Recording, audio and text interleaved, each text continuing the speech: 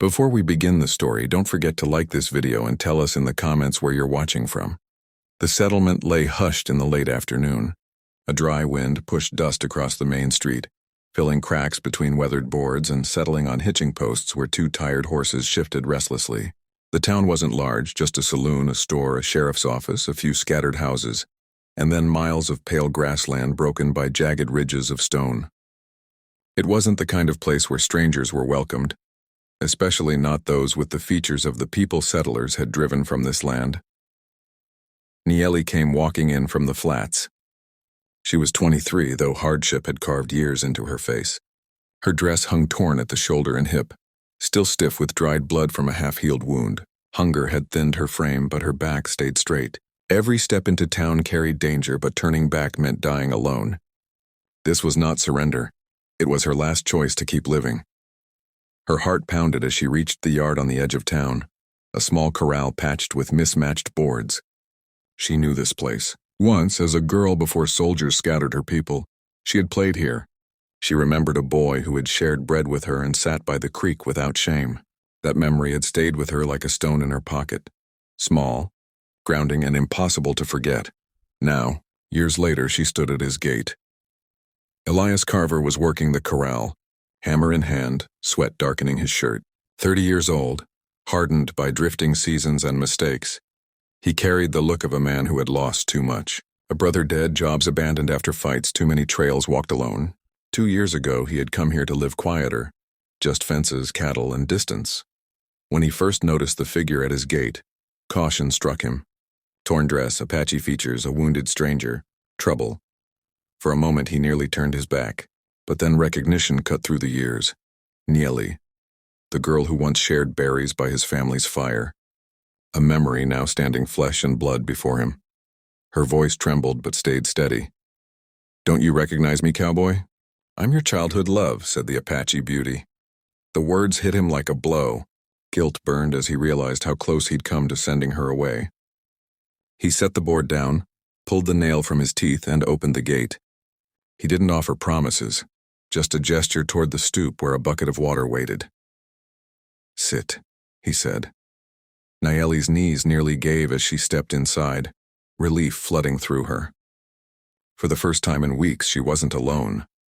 She drank deeply, her hands shaking more from weakness than fear, while Elias stood watchful, silent. He knew her presence meant trouble in this town, but he couldn't turn her out into the flats to die. He led her into his small home. Plain walls, one table, 2 chairs, a narrow bed, jars of beans and corn stacked neatly. A house built for solitude. He set food before her, cornbread, bacon, beans. At his nod, she ate carefully, sparingly, though hunger gnawed at her. When she showed him the wound on her ribs, she asked only for thread and cloth. Her hands shook as she stitched her own flesh beneath the lamp's glow, but she finished the task with iron steadiness. Elias stood close, holding the light, his voice calm. "Take it slow." She bound the wound herself and accepted the willow bark tea he placed before her with the faintest nod of thanks. Silence filled the room, not hostile, but heavy with questions neither dared to ask. Would she stay? Could she? By dawn, word had already begun to spread. A boy spotted her on the stoop. By noon, men whispered outside the saloon. By afternoon, the sheriff himself rode by. Sheriff Burke studied Nieli with a soldier's patience, then looked at Elias. "You know how folks here will take it. Doesn't matter if she's hurt or not. Talk will bring trouble." "She hasn't broken any law," Elias said firmly. Burke's gaze lingered.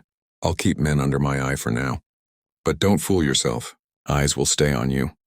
He tipped his hat and rode on, leaving dust and warning in his wake. Nieli whispered under her breath, "It begins the same everywhere." Elias heard her. He felt the choice pressing heavy. Why risk everything for her? But deep down he already knew the answer. This time he wouldn't turn away. That night he gave her the bed and took the chair. When pain woke her near midnight, he warmed a rag for her ribs without a word. She accepted with a glance that carried the fragile beginning of trust. By the next day they were already building something together, though neither spoke it aloud. He asked her to help with the north fence. She tightened her wrap, picked up a hammer, and joined him. They worked side by side, sweat and silence turning slowly into trust. At the store, Elias bought cloth for her, meeting the storekeeper's stare without flinching. "She'll need this," he said. It was the first time he had spoken of her as though she belonged. That night, as they sat by the stove, Elias spoke of the land. "Back quarter's good soil. Could plant corn come spring." Nieli met his eyes. "Needs a windbreak set low. I can show you." The moment held between them. More than survival, not yet a promise, but the shape of a future. And for the first time in years, Elias Carver's house no longer felt empty. The morning broke pale and chill. Elias checked the fence lines, his coffee cooling on the porch rail. He had not slept much. Every time he closed his eyes, he saw Nieli stitching her own wound with steady hands by lamplight. Respect burned in him, but unease too, knowing what her presence would stir in town. Inside, Nieli was already awake. She had swept the floor, boiled beans with herbs from her pouch, moved carefully so her ribs wouldn't pull. It was instinct to work, to prove she was no burden. She knew the kindness of a man could falter under the weight of gossip, and usefulness was the only shield she had. By mid-morning, the first whisper spread. The storekeeper's boy spotted her on the porch and ran wide-eyed back to town. Soon men leaned on the saloon rail, pointing toward Elias's place. By noon, everyone knew. When Elias returned, Nieli's eyes told him she already understood. "It started," he said flatly. She only nodded. That afternoon he asked her quietly, "Fence on the north side's loose. Need a hand with the wire." It wasn't a command, but an offer, a way to belong. Nieli tightened the wrap around her ribs, picked up a hammer, and joined him. Together they reset posts, braced corners, pulled wire taut. Sweat streaked their faces, dust clung to their clothes. They spoke only what was needed. "Hold it steady. Pass the nail." But in that silence, trust was built. At midday, Elias asked what had kept her alive these weeks. "Prickly pears, creek water, roots." She answered simply. "I stayed low, away from trails. If soldiers had seen me, I wouldn't be here." Elias pictured her wandering alone across the flats, carrying her wounds without help. His chest ached with guilt and respect. She had not come here out of desperation alone, but because she remembered the boy who once shared bread, and trusted he might not turn her away. That night, Nieli cooked. Cornmeal, beans, a strip of pork, stretched with herbs into something more than survival. She set Elias's bowl before him first. He nodded, not polite but grateful. For the first time since she arrived, the silence between them carried less weight. When Elias rode into town for supplies the next day, he faced the stairs head-on. At the store he bought flour, salt, and a bolt of cotton cloth. "She'll need it," he said plainly, laying down cash. It was the first time he had spoken of Nieli as though she belonged.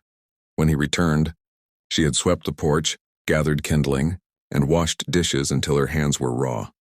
She accepted the cloth with quiet dignity, her chin lifted. That night, Elias found himself speaking of the land. "Back quarter's good soil. Could plant corn next spring. Needs a windbreak, though." Nieli's eyes held his steady. "Windbreak needs brush set low. I can show you." "We did that south of the river." The moment stretched between them. Not a promise yet, but more than survival. For the first time, the shape of a future entered the room. Fragile, uncertain, but real.